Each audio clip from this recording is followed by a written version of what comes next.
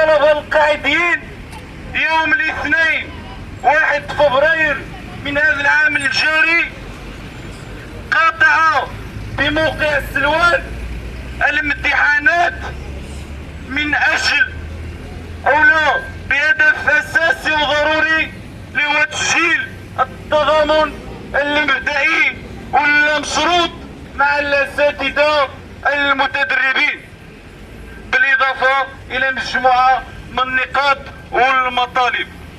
كفصيل الطلبه القاعدين وكمسؤوليه تاريخيه نؤكد ونسجل تضامننا المبدئي والمشروط مع كافه نضالات الجماهير الشعبيه، مع كافه نضالات الاساتذه المتدربين على المستوى الوطني.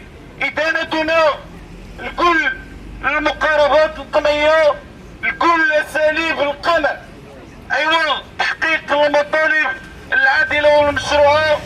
دعوتنا للاساتذه المتدربين للصمود في ارضيه الميدان، للصمود في ارضيه الميدان والدفاع عن مطالبهم العادله والمشروعه.